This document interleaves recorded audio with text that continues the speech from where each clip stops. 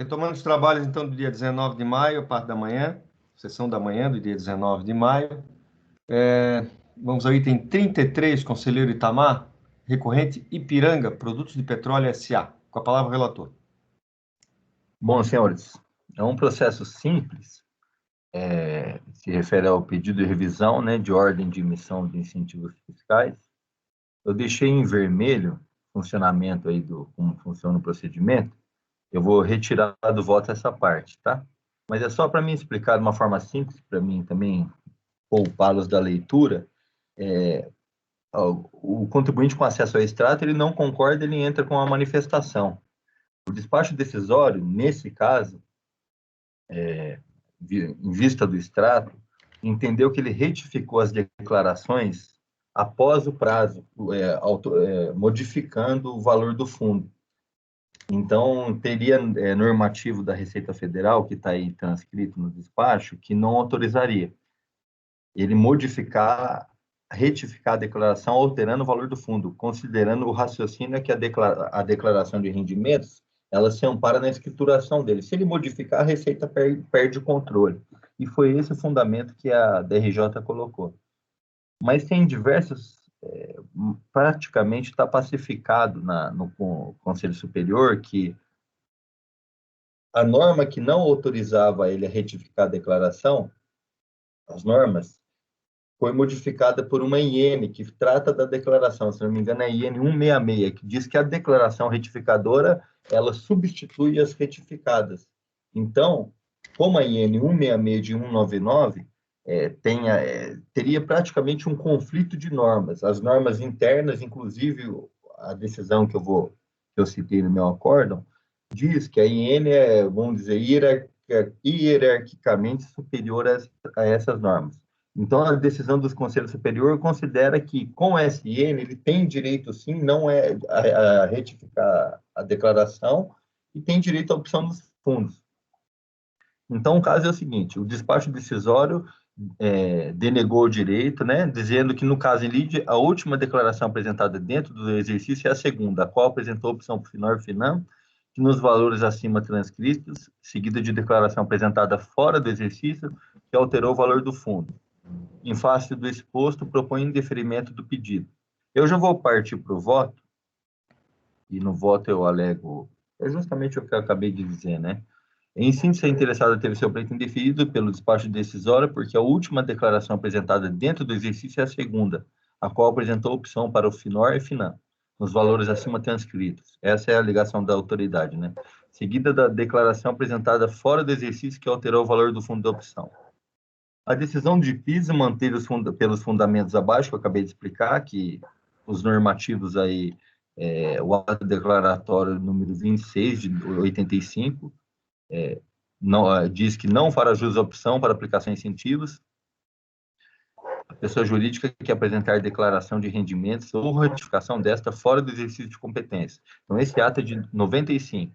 Tem um parecer COSIT número 31 de 2002, que aborda esse ato declaratório e ratifica, né? Esse parecer que a decisão citou diz o raciocínio, né? Por que ele não considera a declaração retificadora.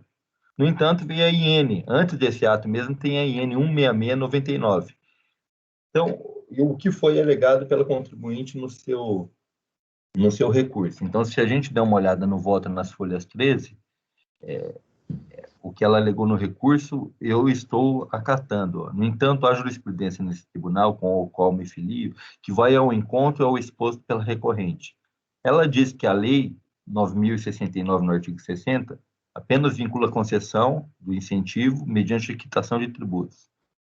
O ato declaratório número 26, a nota COSAR número 25 e a nota COSAR número 131, embora em vigor, não mais se aplica à realidade frente às mudanças trazidas pela IN 16699. Essa IN 166 que diz, né? Traz autorização expressa para a possibilidade de retificação da DIPJ, inclusive de períodos anteriores, sendo expressamente previsto que a declaração retificadora terá a mesma natureza da declaração originalmente apresentada, substituindo-a integralmente. E aí eu transcrevo eu estou nas folhas 13 do voto, eu transcrevo as decisões dos conselhos, que essa decisão cita outras, né, do Conselho Superior do Recursos Fiscais, e vou ler um trecho dela aqui. O fato de um único fundamento da decisão ser a impossibilidade de alteração do valor do FINOR em declaração retificadora não permite concluir de plano pelo indeferimento do PERC. A autoridade administrativa centrou sua decisão exclusivamente na possibilidade do pedido e assim não analisou o cumprimento dos demais requisitos legais. Superada essa questão, necessário se faz a apreciação do mérito pela autoridade administrativa preparadora. É justamente o caso. O extrato ele está nas folhas 6 e ele verificou que houve retificação de declaração e não apreciou os demais requisitos. Inclusive, a decisão de piso falou sobre isso. E eu cito aqui no voto: a superada a questão da declaração retificadora, cumpre realçar, como bem exposto pelo julgador ACO, a DERAT não verificou se o benefício fiscal pleiteado pelo contribuinte se fundamentava no artigo 9º da Lei 8167. Tal verificação fazia-se necessária porque o direito à opção restou vigente para as pessoas jurídicas que tivessem projeto aprovado na região de incentivo até 2001. Aí eu destaco aqui: cabe destacar que tal ocorrência fundamentava o indeferimento do pedido do contribuinte, como consta do estado de folhas 7, né? E folha 7. Então a minha proposta é superar, em vista da IN 16699, que diz que a DIPJ substitui todas as outras, é superar a retificação da declaração, de acordo com o entendimento da Câmara Superior, no sentido de conhecer e dar provimento parcial ao recurso voluntário e determinar o retorno dos autos para a delegacia competente para dar prosseguimento à apreciação do PERC em relação aos outros quesitos que não foram analisados, de acordo com o extrato aí. Essa é como eu voto, senhor presidente.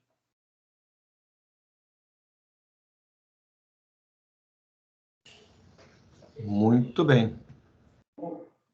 Presidente, só uma dúvida aqui para o relator. Então, seria, na verdade, você estaria anulando, determinando o retorno?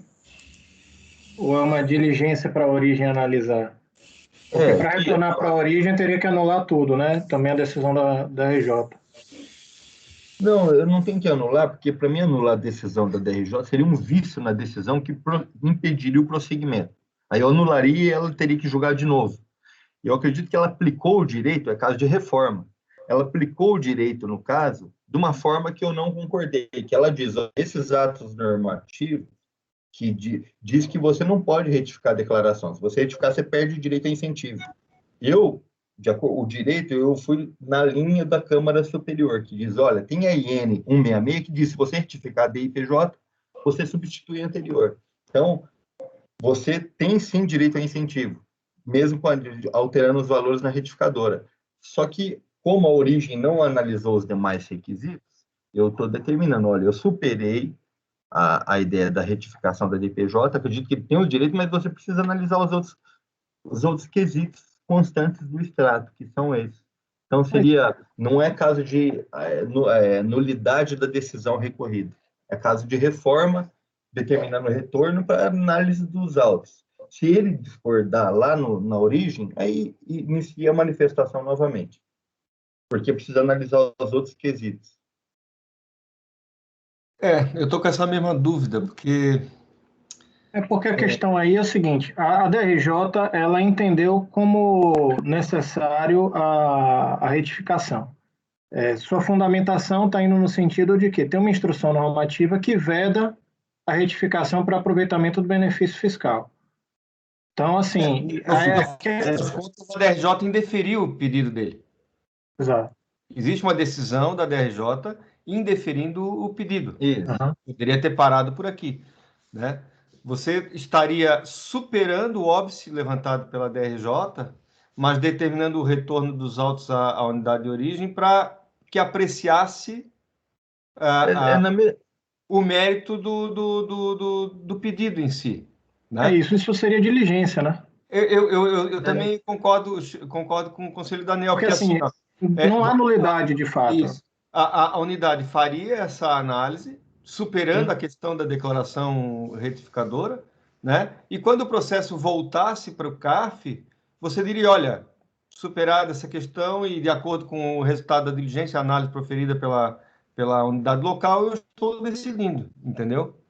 Não, entendi, entendi. Por mim, eu digo assim, talvez o processo nem retornaria. Ou seja, se ele analisar os quesitos, o contribuinte ter acesso a extrato e se conformar, não tem mais processo. Agora, a forma processual cabível, assim, eu até seria uma outra saída, seria resolução. No caso, eu estaria reformando e dizendo, você analisa os outros quesitos. E se o contribuinte verificar a análise e se conformar, não tem mais nem processo. Agora, se ele não se conformar, ele entraria com manifestação e começaria de novo na DRJ para apreciar, porque a DRJ ainda disse na decisão, olha, a DERAT deveria analisar outros quesitos, não analisou. Como ela decidiu por causa disso, eu mantenho. Aí eu estou falando, não, eu entendo diversamente. Foi o que, de fato, inclusive, é o mesmo dispositivo da decisão da Câmara Superior, né?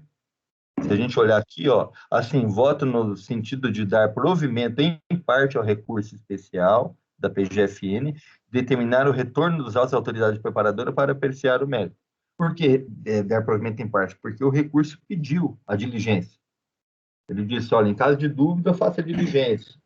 Agora, enfim, estou aberto a debate, né? Argumentação seria decisão.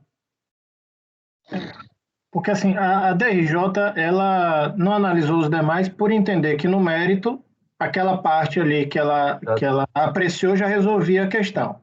Isso. Você está dizendo no mérito que, olha, esses daqui, essa parte eu supero. Tá? E aí tem outros elementos que não foram ainda apreciados. Também me parece, a princípio eu achei que era uma questão de nulidade para voltar, porque para voltar para a unidade de origem, apreciar e abrir a chance novamente, teria que ter uma nulidade aí dos atos para retornar, mas eu acho que a solução da diligência seria mais adequada aqui. Porque, na verdade, sob esse ponto de vista, a DRJ não errou. Ela adotou um fundamento. Assim como a unidade de origem também adotou um fundamento. Né? Fundamento, ó, isso daqui impede, ponto. Então, no mérito, você está dizendo, isso não impede. E aí manda para a unidade de origem fazer essa análise e aqui a gente avança, entendeu? Não vejo aí que vai ter supressão de instância, nada assim. Dessa forma, abreviaria o próprio processo, né? Exato. Porque é diferente do outro caso de PERDECOMP, que a gente tem uma solução de consulta específica que fala isso, da necessidade de retorno, enfim, que a gente aplica. Verdade. E aqui, ano calendário 2003, né? Esse incentivo foi extinto lá em 2001, mais de 2001. Só que tem uma MP que se você tem um projeto já aprovado, você continuaria com certos incentivos dessa natureza. Então, realmente, nós não temos condição de avaliar a existência ou não desse incentivo aí de acordo com a MP. Então, é superado o óbice da retificação, né, como bem colocou o conselheiro Itamar. Eu acredito que retorna para a diligência para ele analisar a existência ou não da aplicação do incentivo no final. Aí eles vão analisar, bom, supera essa questão, realmente ele tem, porque tem um projeto aprovado e tal, então ele tem direito. Aí o processo vai voltar para cá e a gente vai fazer o voto, me parece que com resolução mesmo. Ok. Então, eu acaso. Podemos botar em votação nesses termos, então? Ok, então. Doutor Camerano. Sim, acompanho o relator pela diligência, senhor. Ok. Doutor Daniel. Com o relator, presidente. Doutor Carlos. Acompanho. Doutora Luciana. Acompanho, presidente. Doutora Letícia. Acompanho, presidente. Doutor André. Acompanho, presidente. Também acompanho. Temos, então, por unanimidade de votos, resolvem converter o julgamento em diligência nos termos do voto do relator. Ok? Perfeito. Item 34, 35 até 38. Já foram o item 39, senhores. A minha relatoria. Arezo, Indústria e Comércio S.A. Aqui em casa fala em Arezo, a mulherada já... Fazer o quê? Mulheres. Bom, Como eu já tinha adiantado, aqui também é um caso de perde-comp, em que a delegacia de julgamento indeferiu a manifestação de inconformidade por falta de elementos probatórios. E ela indicou o caminho aqui que a contribuinte deveria juntar os documentos contábeis, livros, a escrituração, para bem provar o seu direito. E aqui, no caso, é um crédito de pagamento a maior relativo a imposto de renda retido na fonte, tá? Incidente sobre, se não me engano aqui, deixa eu ver, juros de capital próprio, tá? Eu vou convidá-los aí direto para o voto, onde lá, geralmente, eu faço um resumo da questão e já passo a decidir. Então, como vimos no relatório, o crédito que foi submetido pelo contribuinte à análise de liquidez e certeza por parte da autoridade administrativa derivava de pagamento em duplicidade de IRRF, incidente sobre pagamento de juros sobre capital próprio. A autoridade administrativa indeferiu o pedido à recorrente em função das informações constantes da DCTF, entregue para o período respectivo, em contraposição aos pagamentos recolhidos e efetuados. Já a decisão recorrida indeferiu a manifestação de conformidade, pois concluiu que não haveriam nos autos elementos probatórios suficientes para albergar as razões expendidas pela recorrente, citando explicitamente a necessidade da apresentação da escrituração comercial e fiscal. E aí eu reproduzo os fundamentos adotados pela decisão recorrida. Bom, a decisão recorrida é bem clara ao dispor sobre a necessidade da juntada aos autos da escrituração comercial e fiscal, pelo menos na parte em que interessaria a demanda, para comprovar os alegados créditos de titularidade da contribuinte. Ou seja, a decisão recorrida foi de clareza solar ao estabelecer o caminho que deveria ter sido seguido pela contribuinte para comprovar o seu direito. No caso, segundo a decisão recorrida, haveria necessidade de comprovar o erro cometido no preenchimento da DCTF e a existência dos alegados créditos mediante a juntada da escrituração comercial e fiscal, que não teria sido feito pela recorrente quando da manifestação de inconformidade. Com o recurso voluntário, a recorrente trouxe uma quantidade muito grande de documentos, justamente aqueles apontados pela decisão recorrida que deveriam dar suporte às alegações constantes da manifestação de conformidade.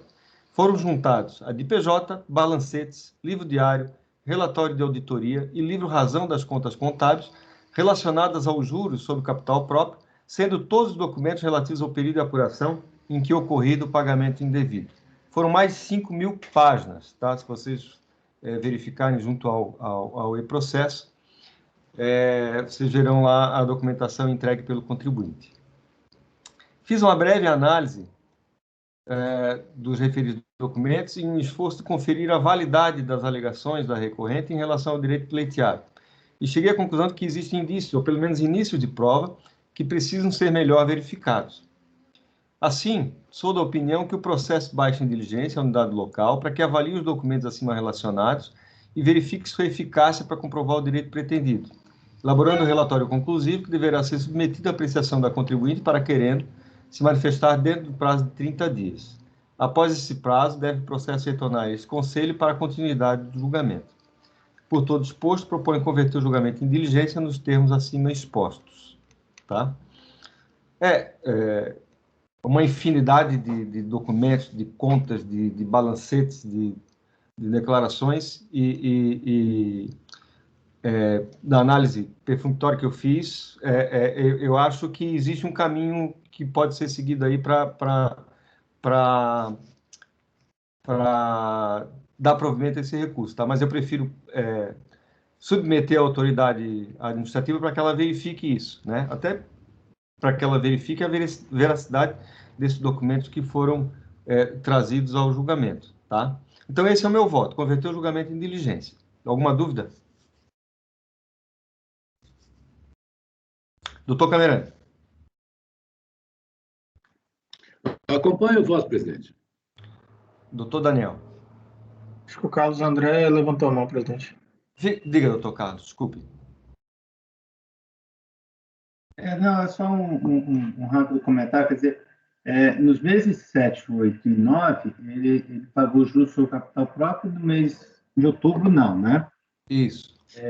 Talvez fosse bom, não sei se na documentação foi juntada, a ata da decisão do que pagar e o que não pagar de juros sobre capital próprio. Você saber exatamente qual é a deliberação, né, da época do pagar ou não JCP, né? Para a gente ter não só os registros contábeis, mas a própria decisão. É só esse comentário. Ok, eu vou incluir isso no voto, tá? Para que seja verificada a existência e, se não for, solicitado ao contribuinte, ok? Doutora Luciana. Acompanho o voto, presidente. Tamar. Acompanho, presidente. Doutora Letícia. Acompanho, presidente. Doutor André. Acompanho, presidente. Então, temos por unanimidade de votos converter o julgamento de diligência nos termos do voto do relator. Próximo item da pauta. O item 40 é o repetitivo desse item 39, vai receber a mesma decisão. Doutor Carlos André, item 41, Porto Bens, administradora de consórcio limitada.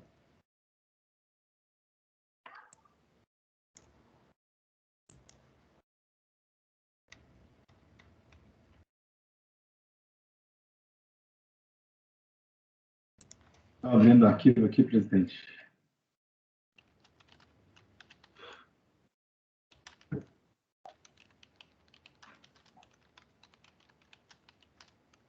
Aqui eu já adianto aos senhores que depois é um paradigma, né, de repetitivo. Depois eu vou ter que fazer um pequeno ajuste para, vamos dizer, enxugar um pouco as informações, né? Então, é um PER, final 6607, em que a contribuinte formaliza um crédito aí de pagamento devido ao maior de na fonte, rendimento do trabalho sem vínculo empregatício, no valor original de R$7.000. De acordo com a contribuinte, a origem do crédito seria um DARF, pago em 10/4/2007, valor de R$55.000. O crédito foi parcialmente utilizado na DECOM. O crédito foi indeferido pela autoridade fiscal por meio do despacho decisório número tal. A razão para o indeferimento foi integral utilização do valor pago para quitar débito declarado pela contribuinte em DCTF, né? Aí, na manifestação de inconformidade, a contribuinte está aí destacado, né? Alegou que teria cometido erro material no preenchimento da DCTF, né? Assevera que teria informado o valor de R$55.689 a título de saldo a pagar de fonte, quando o correto seria R$48.597. A manifestação foi julgada improcedente, né? No acórdão da DRJ, a autoridade julgadora ACOR reconheceu que a contribuinte havia retificado a DCTF e apresentado o DIF com o débito alegado. Entretanto, não havia juntado a escrituração contábil para fazer prova do erro de fato do preenchimento da DCTF original. Está aí o trecho da decisão do DRJ. E resignada, a contribuinte interpôs recurso voluntário e alegou que o erro no preenchimento adquirido de um único pagamento teria sido posteriormente parcialmente estornado e juntou aí a contabilidade, né? Muito bem, passo ao voto. Aí já na parte destacada, no recurso voluntário, dialogando com a decisão recorrida, a contribuinte esclareceu a origem do erro e demonstrou o valor requerido. Aqui, na verdade, é o seguinte, ela disse que fez um pagamento para um prestador de serviço e depois viu que esse pagamento tinha sido feito maior do que o devido, né? Isso tornou parte daquele valor. E aí, a diferença de fonte que ela tá pedindo é correspondente a esse estorno, né, do pagamento devido ao fornecedor, né? Então, aí eu copio da própria peça recursal, né? Então, diz a contribuinte: conforme será demonstrado nesta, o que gerou o referido pagamento, a maior foi a retenção de imposto de renda na fonte, no recibo de pagamento, número tal, em nome de fulano, no valor de R$8.200, referente ao serviço prestado no valor bruto de R$31.000. O conforme cópia da RTA e lançamento escriturado. Né? Daí, o valor está ali, a retenção de R$8.000, né? Na contabilidade reproduzida aí. Ocorre que no mês de maio houve uma devolução no valor de 19.300 do próprio RTA. Os lançamentos foram contabilizados nos meses de maio e junho, conforme demonstra as planilhas abaixo, cópia dos status bancários e documentos contabilizados, né? Também reproduzidos aí, né? Total de devolução de 19.000 e a comissão de venda lançado na escrituração. Ainda no mês de agosto, houve o estorno do valor do IRF, no valor de 7.000 em vista da devolução.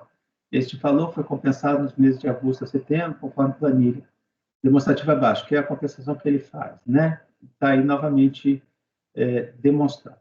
Para dar suporte às alegações, juntou partes dos livros Razão e Diário, assim como cópia do recibo.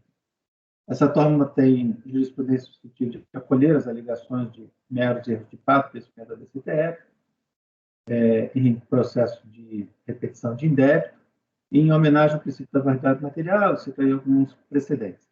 Da mesma forma, esta turma tem posição sólida no sentido de admitir a apresentação de novos elementos nesses processos, quando a primeira instância deixa de reconhecer o direito do usuário em razão de falta de apresentação de elementos probatórios. Aí a base legal, né? Assim, compulsando os autos, verifica que a escrituração contábil apresentada está de acordo com as demonstrações feitas na peça recursal e dá suporte às alegações da contribuinte. Eu voto por dar provimento ao recurso voluntário, reconhecer o crédito no valor original de R$ 7.091,57 e homologar as compensações até o limite do crédito disponível.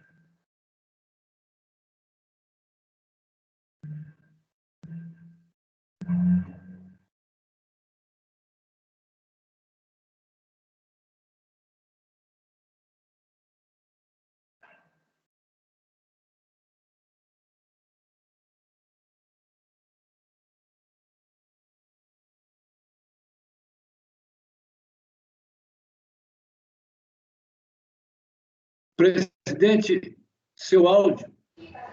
Desculpa. Bom, então é reconhecer o crédito em valor original de 7.091 e homologar as compensações do voto, não é isso, cara? Ok. Alguma dúvida, senhores? Doutor Camerano, seu voto.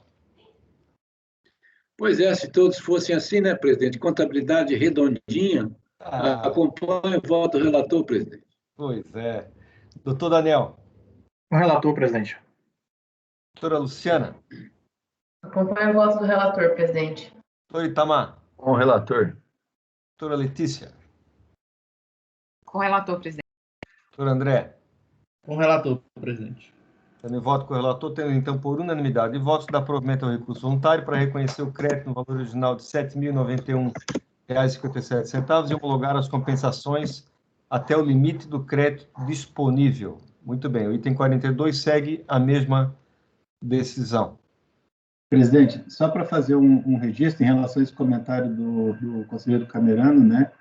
Realmente, assim, o recurso voluntário ele veio com a descrição, com as planilhas, para identificar, quer dizer, uma coisa bem feita do ponto de vista da demonstração do crédito, que facilita muito a apreciação da matéria, né? Quer dizer, não foi assim, como no processo anterior, que juntou um monte de documentos e deixou que alguém se virasse, né? Vou guardar o número desse processo, essa decisão aqui, para quando eu me aposentar, utilizar como modelo, então.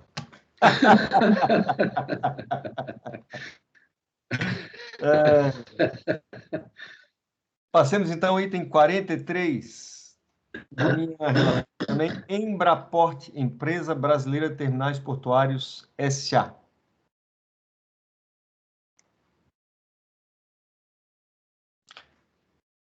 Então, esse aqui também é um pagamento a maior indevido de imposto de renda retido na fonte e foi indeferido pela autoridade administrativa e depois pela DRJ por falta da juntada de elementos probatórios do crédito alegado, tá? Vamos direto ao voto.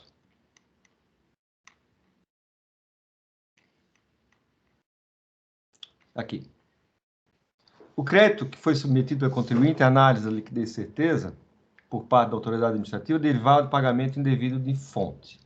A autoridade administrativa indeferiu o pedido à recorrente em função da utilização integral dos pagamentos localizados para quitação de débitos da própria contribuinte, informando não terem restado créditos disponíveis para compensação dos débitos informados do PERDECOM. Em sua manifestação de conformidade, a recorrente defendeu a existência do direito creditório compensado, alegando que o valor requerido teria sido recolhido indevidamente na condição de importâncias pagas, remetidas, creditadas, empregadas ou entregues a residentes ou domiciliados no exterior, por fonte localizada no Brasil, a título de remuneração de serviços, realizada em agosto de 2012, quando, na realidade, tratar-se-ia da importação de equipamentos. Também alega que, logo que identificado o erro, teria retificado a DCTF, corrigindo as informações declaradas inicialmente. Então, ele colocou lá na DCTF um código errôneo, um código relativo à fonte do pagamento de royalties para o exterior, quando, na realidade, trata-se de uma importação de equipamento. Então, por isso, ele pediu de volta, pediu a restituição desses valores. A decisão recorrida indeferiu a manifestação de conformidade, pois concluiu que não haveriam nos autos elementos probatórios suficientes para albergar as razões expendidas pela recorrente, citando explicitamente a necessidade da apresentação dos registros contábeis necessários à comprovação do erro cometido. Assentou a decisão recorrida que a contribuinte teria se limitado a fazer meras alusões genéricas a erro cometido no preenchimento da DCTF original e a suposta retenção de imposto de renda sobre a importação de serviço. Também informa a decisão recorrida que a declaração retificadora, a DCTF retificadora, teria sido entregue em data posterior à edição do despacho decisório. A decisão recorrida também destaca que, a partir das informações obtidas da DIF entregue pela contribuinte, constatou-se que no mês de dezembro de 2012 fora identificada a retenção de imposto de renda com o mesmo código dos valores alegadamente pagos indevidamente. Entretanto, segundo a decisão recorrida, a contribuinte não teria detalhado tais valores declarados no respectivo período de apuração, no caso aqui, dezembro. Ou seja, apesar de tratar de matéria que, a princípio, não teria relação direta com o pagamento dito indevido, realizado em agosto de 2012, no caso, as retenções efetuadas em dezembro do mesmo ano, a decisão recorrida foi de clareza solar ao estabelecer o caminho que deveria ter sido seguido pelo contribuinte para comprovar os seus direitos. Segundo ela, haveria necessidade de comprovar o erro cometido no preenchimento da DCTF e a existência do alegado crédito mediante a juntada da estruturação comercial fiscal que não teria sido feito pela recorrente quando da manifestação de conformidade. O recurso voluntário, fundamentalmente, acresceu o seguinte em relação ao alegado na manifestação de conformidade. 1. Que após a edição do parecer COSIT número 2 de 2015, restaria superada a existência de retificação da DCTF anteriormente à edição do despacho decisório, para efeito de evidenciar e comprovar o erro cometido no seu preenchimento. 2. Seria indevida a suposição por parte do relator do acordo da COR de que a operação realizada em agosto de 2012 teria a mesma natureza daquela efetivada em dezembro do mesmo ano. De qualquer forma, traz aos autos o detalhamento dos valores pagos a título de fonte, código 0422, realizados em dezembro. 3. Impossibilidade de aplicação de juros e multa de mora sobre os débitos cuja compensação não teria sido homologada, haja visto disposto no artigo 100, parágrafo 1 do CTN. Este que teria agido de boa-fé e conforme as diretrizes e entendimentos exarados pela administração fazendária. E 4. Argue a aplicação do princípio do formalismo moderado e da busca pela verdade material para defender a possibilidade de apresentação de novos documentos e a realização de diligência a ser requerida pela autoridade julgadora. Principiamos pela alegação de impossibilidade de aplicação de juros e multa de mora sobre os débitos cuja compensação não teria sido homologada. Tal assertiva não deve ser conhecida, haja vista tratar-se de inovação de tese jurídica não suscitada quando da apresentação da manifestação de conformidade. Assim, em relação a tal matéria, aplica-se os artigos 14, 15 e 17 do Decreto 70.235, pois considera-se não impugnada a matéria que não tenha sido expressamente contestada. Em relação à retificação da DCTF, esta turma tem decidido de forma reiterada não importar se a entrega da declaração tenha sido dado antes ou depois da edição do despacho decisório. Na realidade, o mais importante em casos como em apreço nesse processo é a efetiva demonstração do erro cometido no preenchimento da declaração original e que teria motivado o indeferimento do PERDECOMP por parte da autoridade administrativa. Tal demonstração se dá através da apresentação, fundamentalmente, dos registros contábeis e dos documentos que lhe dão suporte. Justamente os documentos exigidos pela decisão recorrida de forma clara, conforme vimos no relatório. Ou seja, a decisão recorrida foi clareza solar ao estabelecer o caminho, aquele parágrafo que eu sempre utilizo, né? E o recurso voluntário padece do mesmo equívoco, pois não dialoga com a decisão recorrida nesse ponto, no caso da apresentação dos documentos. Não foi juntado nenhum documento a justificar o erro cometido no preenchimento da DCTF. Nada acresceu em relação àquilo que já havia sido trazido quando da manifestação de conformidade. A respeito da operação realizada em dezembro de 2012, que, segundo a decisão recorrida, teria a mesma natureza daquela efetivada em agosto do mesmo ano e que é objeto deste processo, tem razão a recorrente ao alegar que nada tem a ver nem deve interferir na presente contenda. Louvável a atitude da recorrente em detalhar as operações realizadas em dezembro de 2012, conforme requerido na decisão recorrida. Entretanto, tal providência não tem o condão de interferir no resultado final apontado neste voto, eis que é inócua para tanto. Com relação à juntada de novos documentos, mesmo em sede de recurso voluntário, esta turma tem decidido também de forma recorrente, nos casos de pedido de restituição, ressarcimento e compensação, por sua admissibilidade. Isso porque tais processos se desenvolvem de forma diferenciada em relação àqueles de exigência de crédito tributário, haja vista a própria dinâmica de produção de provas do direito alegado. Portanto, a partir do momento que a decisão de primeira instância indefere o pedido formulado diante da ausência de determinado comprovante ou documento, admite-se em sede de recurso voluntário a juntada de tais elementos em homenagem, inclusive, ao aventado princípio da verdade material avocado pela recorrente. No caso dos autos, mesmo após a decisão recorrida ter apontado a necessidade de juntada dos registros contábeis e documentos de suporte que comprovariam o erro no preenchimento da DCTF, não verificamos nenhuma providência por parte da recorrente para suprir tal deficiência probatória, inexistindo, portanto, prova inequívoca da existência do direito ao crédito alegado. Assim, vejo que nada há a acrescentar em relação ao já posto na decisão recorrida, que adoto como minhas razões de decidir no presente caso. Por todo exposto, nego provimento ao recurso voluntário. E essa é a minha decisão. Alguma dúvida, senhores? Doutor Camerano. Acompanho o voto do relator, presidente. Doutor Daniel. Com o relator, presidente. Doutor Carlos. Presidente, eu acompanho. Aqui só conhecer parcialmente e negar provimento, né? Isso, exatamente. Tem aquela parte. Bem colocado, exatamente. Doutora Luciana. Acompanho. Doutor Itamar. Com o relator. Doutora Letícia. Com o relator. Doutor André. Com o relator. Então, temos por unanimidade de votos conhecer parcialmente do recurso e, na parte conhecida, negar-lhe provimento. Item 44 segue a mesma decisão, tá? E aí a gente encerra essa sessão da manhã do dia 19 de maio. Nós temos aí 50 minutos que a gente pode aproveitar para adiantar os processos da tarde de hoje, tá?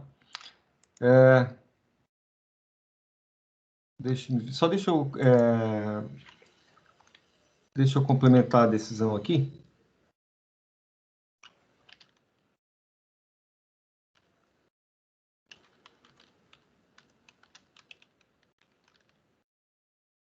É necessário encerrar a gravação para começar outra, presidente? Não. A gente vai adiantando. Tá. Deixa eu ver o que temos na parte da tarde aqui de sustentações. Tá, Cerveng e Totus. Cerveng e Totus. Então, a princípio, todos os outros estão aptos a serem julgados, tá?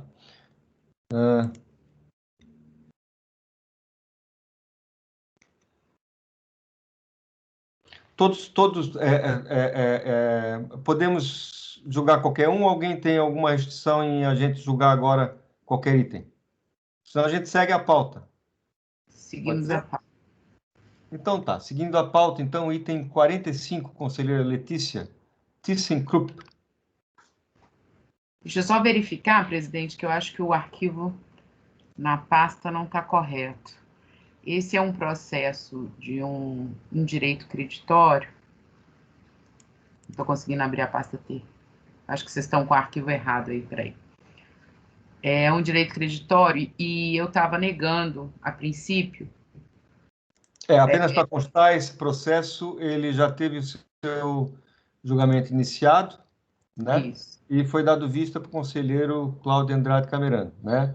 Livre relatório e voto no sentido de dar provimento à arguição relativa à decadência, reconhecendo a sua inocorrência, negar provimento ao pedido de vinculação desses autos com aqueles apontados no recurso, bem assim, negar provimento ao crédito pleiteado, tá? Após a leitura do voto, o conselheiro Camerano pediu vistas. Isso. E aí eu substituí o arquivo por último aí, eu fiquei na dúvida no final o que eu ia colocar. Mas o que acontece? É um pedido de restituição de 2003, alegando que com a revisão das DIPJs, pagou-se IRPJ e contribuição social sobre o lucro indevidamente no valor de R$ 2.199.000 em virtude da anistia. E aí tem uma questão da trava dos 30%. Então, se ela não considerou a trava anteriormente, efetivamente, ela vai considerar a trava, pagar a diferença, e ela vai ter um saldo negativo dos períodos em que ela teria aproveitado esse crédito inteiro, né? O primeiro argumento para negar o crédito foi a questão da decadência, tá? A questão da decadência eu estou superando, isso eu já tinha falado anteriormente que eu estava superando, porque o prazo, no caso, em análise, que o pedido foi formalizado em 3/12/2003, o prazo seria decenal. Botei decimal. Então, estou desconsiderando isso. E aí, o que acontece? A unidade de origem, ela arguiu primeiro isso, a questão da decadência.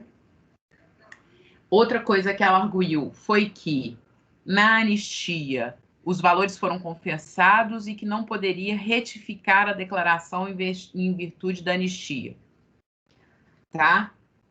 E que ela tinha que só poderia retificar a declaração em virtude de erro.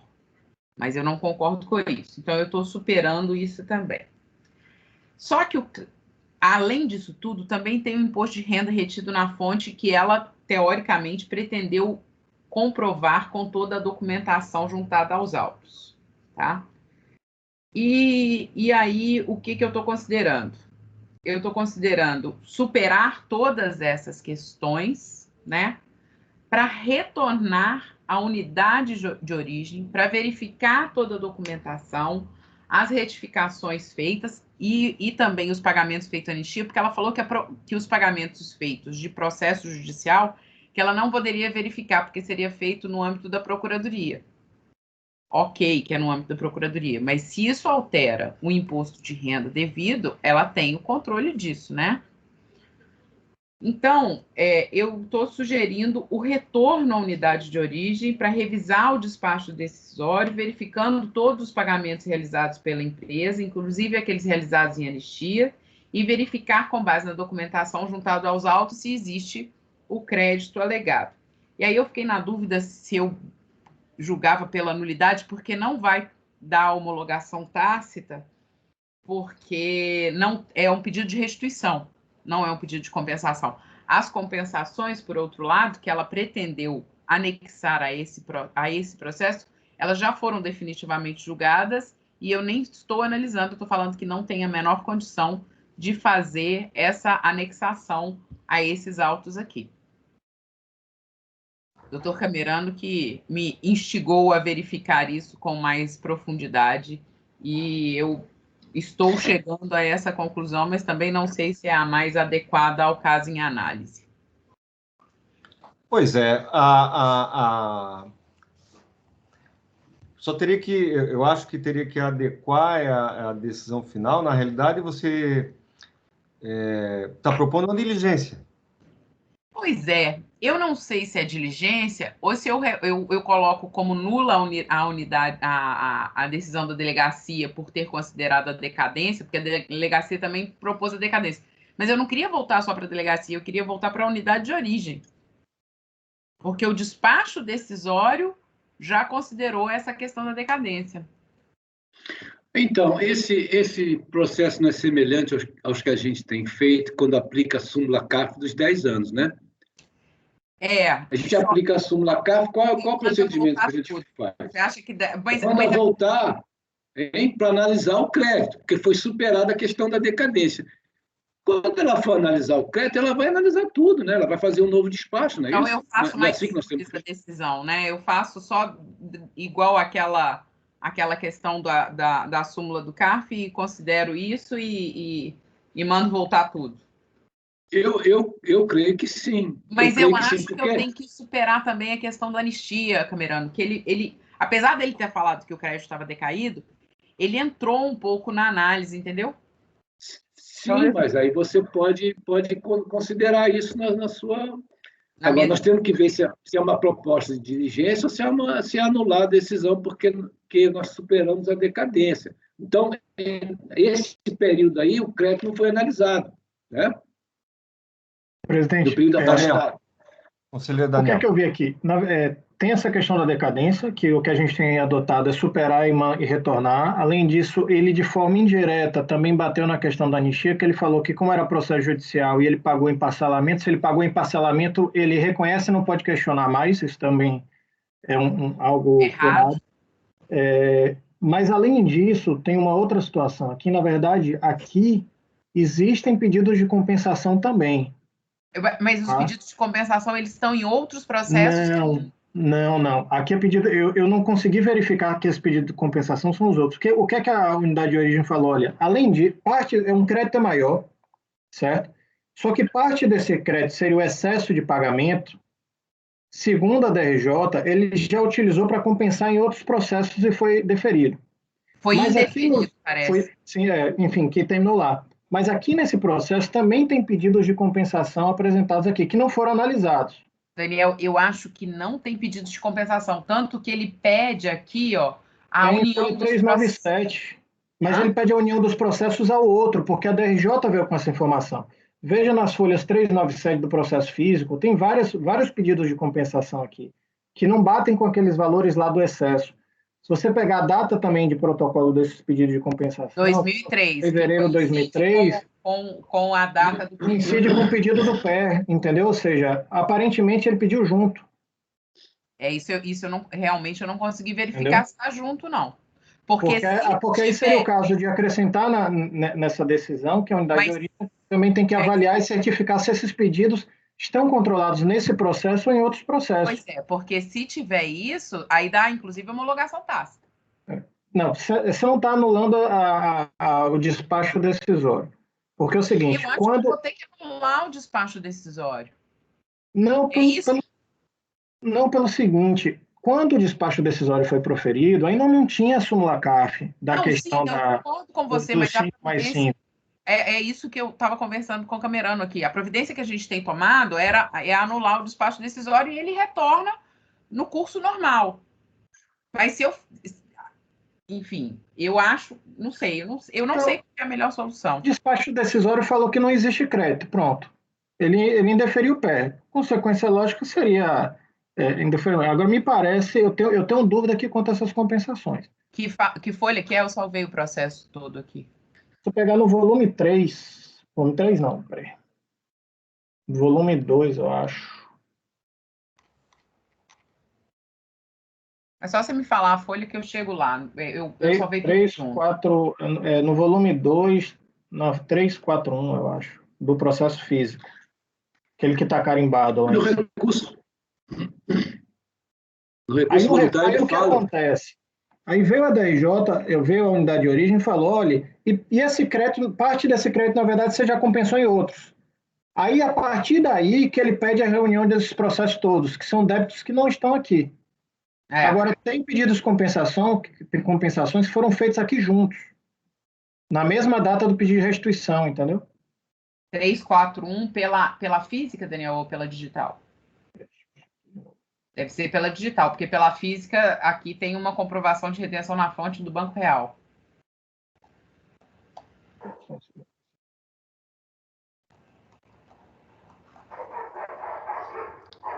A internet está tão lenta.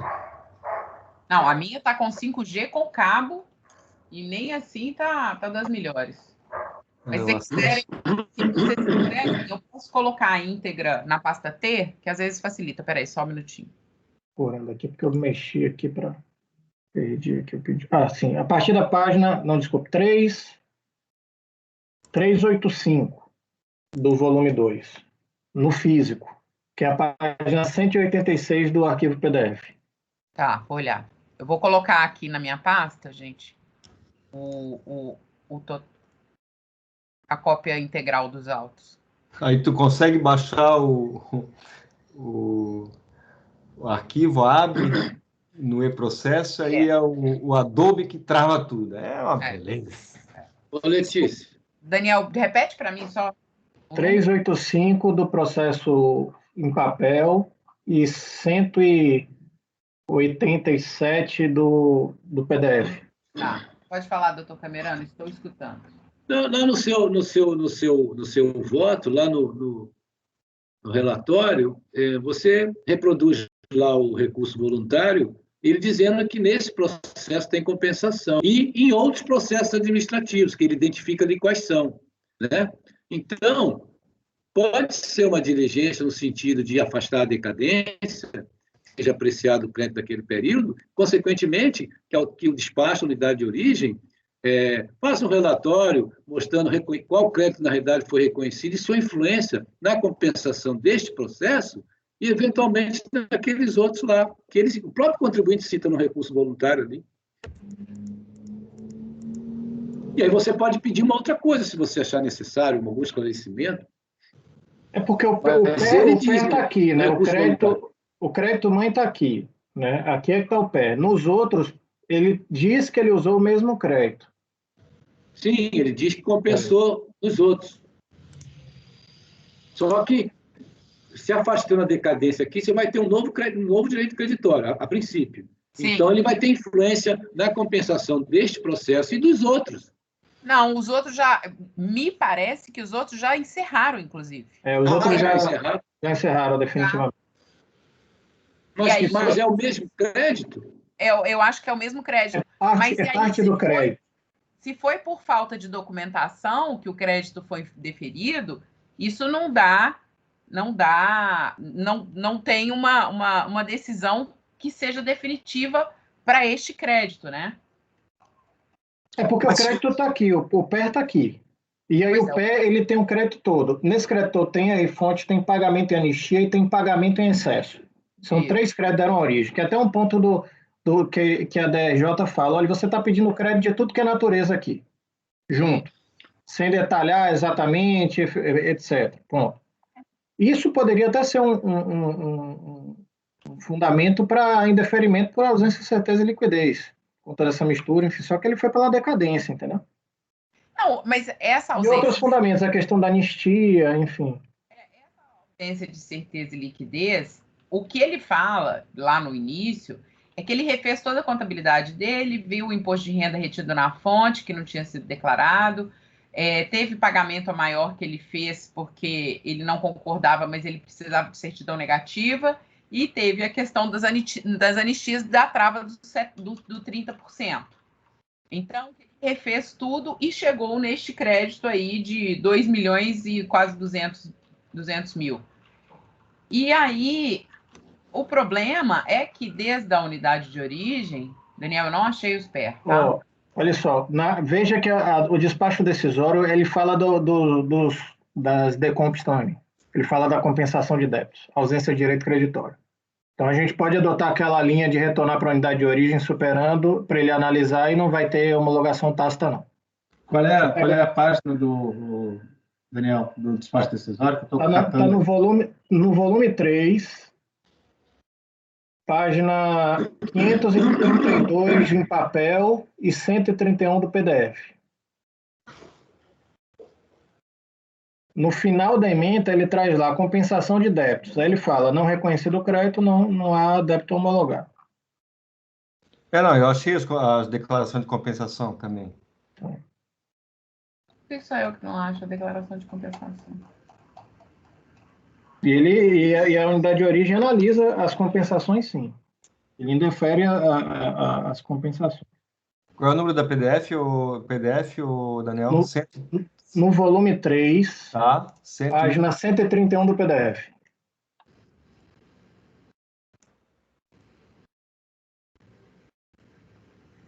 Tá. Vê lá na segunda página da ementa, ele fala da compensação. E no final do despacho ele também fala das compensações, dizendo que não existindo crédito, não pode homologar os débitos compensados. Esses documentos antigos são um saco de ler, né? Então,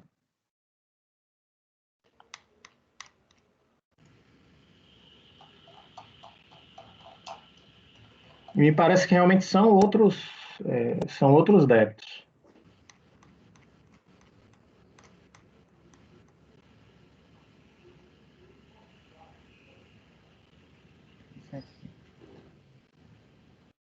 É, verdade. Tá aqui.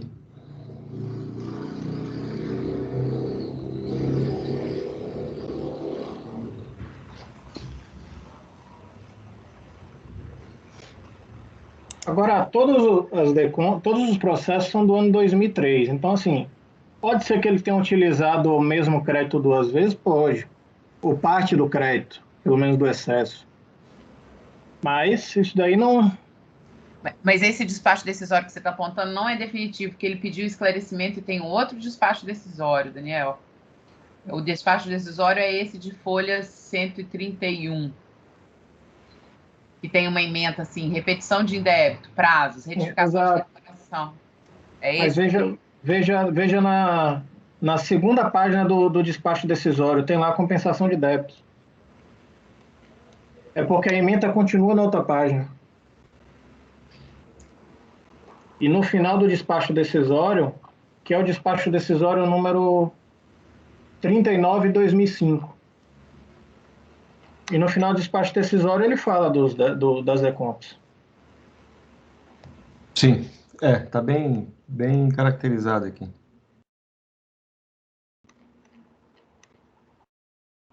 Então, acho que é típico caso mesmo de superar a decadência, retornar para a unidade de origem fazer a análise do crédito.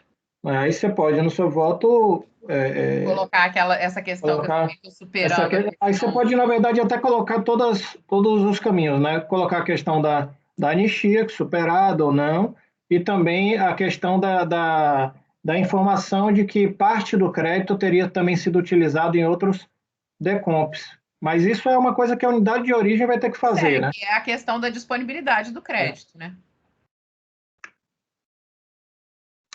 Então seria eu vou fazer dessa forma, qualquer coisa eu comunico a vocês, que é aquele de superar a decadência e o retorno dos autos à unidade de origem. Então, na realidade, você está dando provimento parcial ao recurso, não é isso? Isso. Então, dar provimento parcial ao recurso para afastar a questão depois a gente acerta essa redação, tá? Tá. Para afastar a questão da decadência do crédito e determinar o retorno dos autos à unidade de origem para que aprecie o mérito do pedido. Pode ser assim? Mas só mais uma questão. Aí a questão, eu estou preocupada com a questão da homologação tácita. Mas não dando anulidade não vai dar. Você não está anulando o despacho decisório. Porque o despacho decisório, naquele momento que ele foi proferido, não existia súmula vinculante ainda. Tá. A posição da Receita era aquela mesma, entendeu? Isso você pode consignar de forma expressa ao final do voto, tá, Letícia? Para que não paire nenhuma dúvida, entendeu? Tá. Porque Pode no ser? seu voto não conta explicitamente a súmula CAF, né? Seria bom você colocar lá. Tá bom. Carlos André queria falar. Não, é só uma questão aqui, porque eu estou lendo o despacho decisório, né? O despacho decisório, ele colocou, primeiro, a questão da decadência, né? Aí, o óbvio aqui, por explicação e tal, que a gente consegue superar também. Depois, ele coloca, aqui, mais uma questão a se observar, é que a diferença entre os citados valores dos recolhimentos de imposto efetuados por intermédio dos DARFs e os devidos sob a égide do benefício concedido pelo artigo 11 da legislatória, parcelamento especial, já foram objeto de restituição e compensação por meio dos processos administrativos tais, e ele elenca diversos aqui, e, portanto, não podem ser novamente utilizados. Essa é uma matéria que eu acho que a gente precisa enfrentar. Não basta a gente dizer, olha, superou a decadência e devolve. Porque o despacho decisório está dizendo, ele está pedindo em duplicidade. Pois é, só que essa duplicidade que eu acho que ele está pedindo, ele fala mais à frente que ele indeferiu esses outros PERs, que são esses que estão em anexo aí, que ele pediu para juntar todos. Deixando claro que é parte do crédito aí, viu, Carlos? Porque uma parte vem de R-fonte, na verdade o crédito é misturado, não é só esse por conta da anistia. Então, uma parcela do crédito total que ele está pedindo aqui, ele teria também pedido restituição em outros processos administrativos. Só que aí que está, a unidade de origem não trouxe os processos administrativos para a gente verificar, vai ter que verificar se realmente foi utilizado ou não, né? Esse crédito lá, né? É aí que tem a questão da disponibilidade. Porque eu acho que esses processos terminaram e o contribuinte não conseguiu compensar. Mas eu fico na dúvida se aqui, então, não é o caso realmente da gente botar em diligência. Entendeu? Porque a gente vem aplicando da seguinte forma. Olha, houve um despacho, normalmente, inclusive, um despacho eletrônico, né, assim, bem superficial, dizendo, olha, teve a decadência. E não houve análise do crédito. Aqui teve uma análise. A gente devolve para que nos seguintes termos, do provimento parcial para afastar a decadência e permitir que a fiscalização faça a revisão de ofício com relação ao mérito, a revisão de ofício do despacho quanto ao mérito, porque o mérito não foi discutido no processo, né? O que se discutiu no processo o tempo todo foi apenas a decadência. Então, resolvida a decadência, tem que olhar o mérito do coisa. Aqui ele está dizendo, olha, eu não posso dar no mérito porque o crédito já foi pedido em outro lugar. Né? Então, eu não assim, e se a gente está em dúvida se realmente foi pedido ou não, e aqui eu não consigo saber por aqui se é apenas a utilização do crédito aqui numa decomp ou se é o outro PER, porque ele cita os processos, mas eu não sei o que tem neles. Entendi. Entendeu? Acho que você tem razão. Como saber. Não é apenas se o crédito está disponível no sentido de se eu reconhecer aqui nesse PER, ele não pode usar duas vezes o mesmo crédito.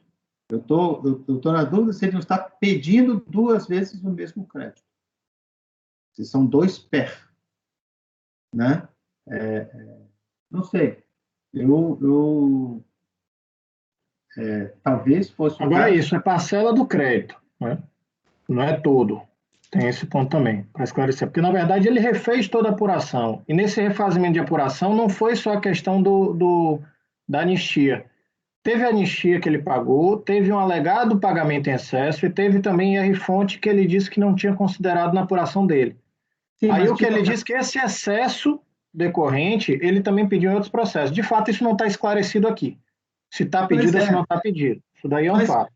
De qualquer forma, mesmo sendo uma parte do crédito, né, que é a parte relativa a isso, não há como eu aferir certeza e liquidez né? Sem saber se ele pediu esse crédito em algum outro lugar. Mas eu falando da disponibilidade do crédito, eu já não estou falando que se ele pediu em outro lugar, é óbvio que não pode ser considerado aqui? Não, mas a minha questão é outra.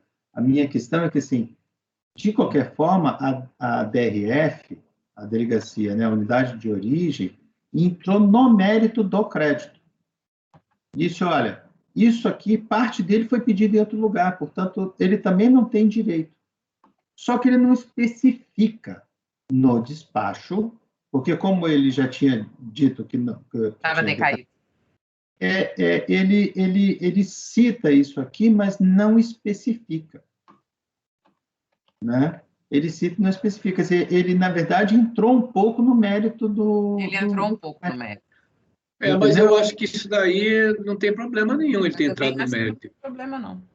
Eu acho que se ele acatou uma preliminar de decadência aí, pelo menos eu penso assim, o fato de ele entrar no mérito para mim é relevante. É porque ele não precisaria entrar. Pela decadência já teria ido tudo, já teria ido o crédito todo, conselheira? Pela decadência? Todo. Não, acho que parte. Não, acho que parte. Acho que é parte dele. Eu acho que é parte. Por isso que ele entrou em parte no mérito, é verdade. É até 98, né?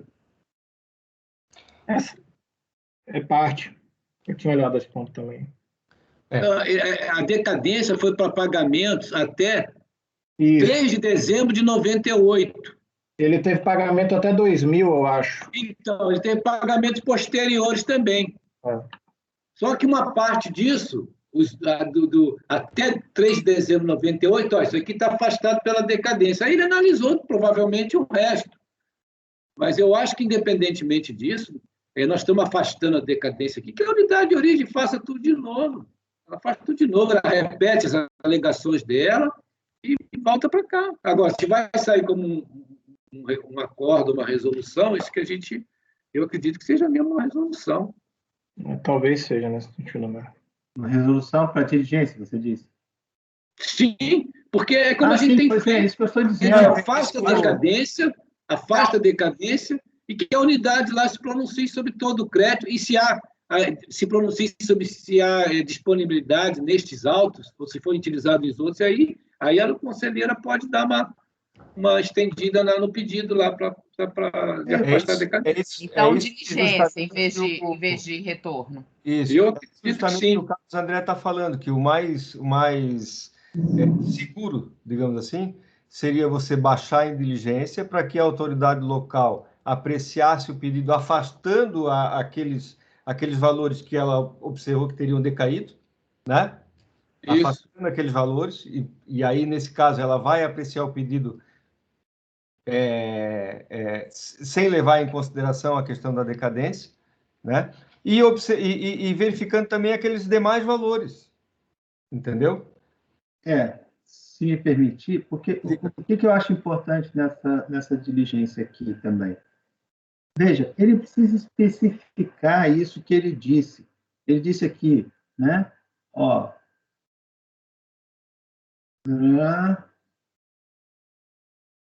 Esses valores oriundos da diferença lá, né, do recolhimento do IRPJ com benefício, já foram objeto de restituição e compensação nos processos administrativos tais. Ele precisa especificar isso aqui, né? Foi pedido, ele pediu 2 vezes o mesmo crédito, ou ele pediu o crédito aqui e usou na compensação lá, como é que é isso, né? E também diligenciar junto à PFN. Isso. Isso eu tinha colocado. Ele precisa fazer as duas coisas. Ele precisa fazer as duas coisas para especificar, para chegar à conclusão, ao final, uma vez que afastada a decadência, se há crédito e desse crédito o que está disponível e o que não está. Essa é a questão, me parece. Não, eu acho que é isso mesmo, Carlos André. Eu vou sugerir que a gente bote em votação a conversão do julgamento em diligência, tá? E depois, Letícia, você arredonda o que vai ser efetivamente objeto dessa diligência, os termos exatos, tá? Você arredonda com qualquer um de nós aqui, com o Carlos, que já analisou, ou eu fico à disposição também, tá? e para arredondar isso aí depois, tá ok? Pode ser? Pode. Então, posto em julgamento, a conversão do julgamento em diligência. Conselheiro Camerano. Acompanhe o voto, presidente. Doutor Daniel. Acompanho, presidente. Depois desses debates aí, eu acho que diante do mérito aí que foi analisado, quer ou não, talvez a diligência mesmo, para depois a gente superar. E até porque, ressalto também que no momento em que o despacho decisório foi proferido e também a decisão da DRJ foi proferida, ainda não vigia a súmula CARF quanto à questão da decadência. Então, acho até que isso é um fundamento para a gente poder superar esse ponto e analisar aqui em segunda instância. Tá? Então, acho que a diligência pode resolver isso daí. Doutor Carlos André. A diligência. Doutora Luciana. Voto pela diligência, presidente. Doutor Itamar. Acompanho, diligência. Doutor André. Também acompanho a relatora, presidente. Também acompanha a relatora. Temos, então, por unanimidade de votos, converter o julgamento em diligência nos termos do voto da relatora. Ok? Ok. Perfeito. Item 46, conselheiro Carlos. Liquigás. Presidente, aqui, então, é um PEF na 8452, um crédito em razão de saldo negativo de RPJ no calendário 2003, o valor original de R$1.023.000, né? Foi usado em DECOM. O crédito foi submetido à apreciação da autoridade fiscal, que emitiu o despacho decisório, confirmou apenas parcialmente as parcelas estimativas mensais e de imposto de renda retido na fonte, que compõem o alegado saldo negativo. Em síntese, houve a confirmação de estimativas e fonte do montante de 37.444, conforme a tabela aí copiada do despacho decisório. Entretanto, o valor reconhecido não foi suficiente para o IRPJ devido, né, pela contribuinte, conforme o IRPJ, no valor de 37.918. Né, ele reconheceu 37.444 para 37.918. Assim, a autoridade fiscal, segundo a autoridade fiscal, não teve saldo negativo. Em relação às estimativas mensais que foram compensadas por meio de DECOM com crédito de períodos anteriores, parte não foi confirmada pela autoridade fiscal em razão de indeferimento total ou parcial dos respectivos partes, conforme detalhamento anexo. É uma matéria que a gente já está bem acostumado a votar, né? Muito bem. Então, é resignada, a contribuinte apresentou manifestação de conformidade, estão aí as alegações, foi julgada improcedente, está aí a ementa. Inicialmente, a autoridade de julgadores de piso registrou que a contribuinte não impugnou a parcela de fonte, que não foi reconhecida pela fiscalização, no valor de R$ 617. Né? Ela impugnou apenas as parcelas relativas à estimativa, as estimativas compensadas com crédito de períodos anteriores. Quanto à matéria impugnada, a DRJ considerou que as estimativas compensadas com créditos de períodos anteriores, por meio de DECOM, que não haviam sido confirmadas nos respectivos processos, não poderiam compor o saldo negativo. Né? Está aí o trecho da decisão. A inconformada, ela interpôs recurso com as seguintes alegações. Pediu a distribuição por dependência do processo administrativo final 2003-5, né, que tratava lá da compensação estimativa. Em relação ao imposto de renda retido na fonte, que não foi reconhecido pela fiscalização, alegou que as fontes pagadoras, né, seriam órgãos, autarquias, fundações da administração pública, teriam descumprido o dever de apresentar a DIF, encaminhar os comprovantes de rendimento, procura comprovar por meio de relatórios contábeis e notas fiscais. Estimativas compensadas com crédito de períodos anteriores, aí ela fez uma longa exposição sobre o mérito das compensações feitas e tal. Todavia, a contribuinte, além de defender o mérito das compensações naquele processo, alegou que a fiscalização não fundamentou a glosa integral do montante de R$ 1.124.833. Né? Aí eu reproduzo aqui. Em razão da falta de fundamentação, da glosa, no valor de 898, citado em cima, a contribuinte pugnou pela nulidade da decisão de piso, né? E, ao final, pugnou pela distribuição por dependência e reforma para que sejam homologadas as compensações. Muito bem, passando ao voto. Eu estou considerando essa matéria do imposto de renda retido na fonte como matéria preclusa, uma vez que não foi impugnada, né? Então, a falta de impugnação tem como consequência jurídica a preclusão, né, conforme o artigo 17. No caso, a questão contribuinte não aduziu qualquer alegação na manifestação de inconformidade, isso foi registrado de forma expressa pela autoridade de piso, e no recurso, a recorrente não se insurgiu contra a afirmação da TRJ de que a matéria não havia sido impugnada, limitando-se a apresentar razões de fato e de direito para sustentar a sua alegação lançada originalmente na peça recursal. Então, está precluso. Muito bem. Passando à questão das estimativas, né, compensadas com crédito em períodos anteriores, né? Então, a DRJ reconheceu, né, que a matéria foi impugnada, né, mas esta turma tem adotado entendimento diverso quanto à possibilidade de estimativas mensais de RPJ e contribuição compensadas com créditos em períodos anteriores comporem um saldo negativo para fim de determinação do direito creditório. Eu cito aqui o parecer número 2, lá de 2018, trago alguns precedentes. Então, já indo para o final do voto, desta forma, neste ponto, é de se acolher o recurso da contribuinte conforme tabela abaixo. Aí eu fiz uma tabelinha demonstrando aquilo que foi a demonstração do contribuinte na DIPJ, o despacho decisório e aqui no voto, né? Então, vejam que a diferença está ali em estimativas compensadas. O contribuinte tinha pedido 2.817.000, o despacho decisório só reconheceu 11.300.000, e aqui no voto eu estou recompondo, então, os 12.817.000, porque essa diferença são estimativas compensadas com crédito via DECOM, né? Resultando, então, num saldo negativo de 1.023.072. A diferença entre o pedido e o valor reconhecido são exatamente os 617 lá, que ele não havia impugnado. Então, o acolhimento da alegação da contribuinte neste ponto torna-se objeto a pretensão de sobrestamento do presente feito, que era o pedido inicial da contribuinte, né? De necessidade de sobrestar. Voto por conhecer, então, em parte, recurso voluntário, e na parte conhecida, dar provimento para reconhecer um crédito saldo negativo de RPJ, no ano calendário de 2003, o valor original de 1.023.072,75 centavos, e homologar as compensações declaradas até o limite de crédito disponível. E esse é o voto. Muito bem. Alguma dúvida, senhores? Algum comentário? Doutor André, gostaria de falar?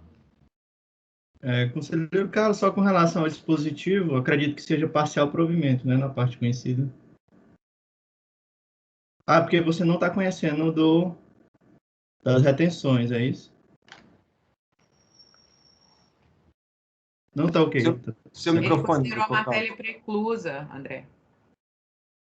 Isso, eu estou conhecendo em parte. Na parte conhecida, eu estou dando provimento. Isso. Tá ok, tá ótimo. Né? Quer dizer, na parte que eu estou conhecendo, o provimento é integral. Perfeito. Né? Mais alguém? Passemos à votação, então, doutor Camerano. Acompanhe o voto do relator, presidente. Doutor Daniel. Relator, presidente. Doutora Luciana. Acompanho o voto do relator, presidente. Doutor Itamar. Com o relator. Doutora Letícia. O relator, presidente. Doutor André. Com o relator, presidente. Também acompanho o voto do relator. Temos, então, por unanimidade de votos, conhecer em parte o recurso voluntário e, na parte conhecida, dar-lhe provimento para reconhecer um crédito de saldo negativo de RPJ do ano calendário 2003, um valor original de R$ 1.023.072,75 e homologar as compensações declaradas até o limite do crédito disponível. Muito bem, faltam 10 minutos para o meio-dia. eu acho que nós vamos encerrar por aqui. E para retornar às 14 horas em ponto, tá? Eu pediria o apoio que parasse a gravação, por gentileza. Ok, presidente.